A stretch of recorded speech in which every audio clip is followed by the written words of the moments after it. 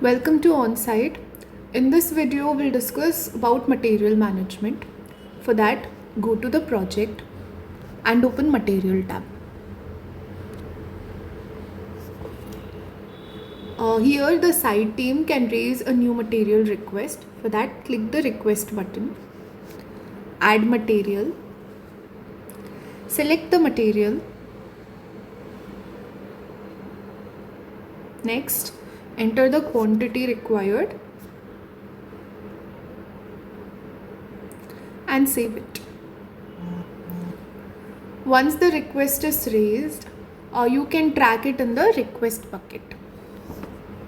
So here you'll see the full status, whether it is pending approval, approved, or fully ordered. After the material arrives in the site, open the received button. Select the supplier's name. Add the materials and the quantity received.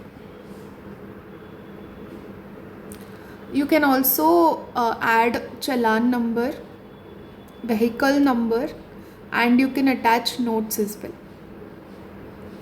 You can also click an image of the material received and save. Your stock automatically gets updated instantly. So in the inventory bucket, you can check the current stock list. From here, you can also add the used entry by clicking the used button and add the quantity. So it will automatically get deducted from the stock.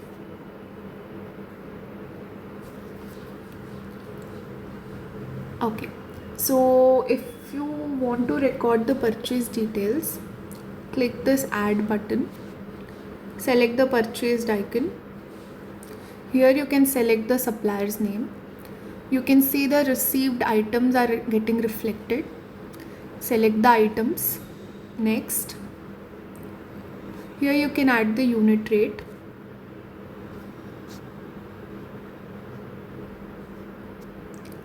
So here you can add any additional charges or discount added. You can select cost code as well. You can add a reference number, notes. You can attach the receipt as well and save. Finally, you can check the ledger in the party tab.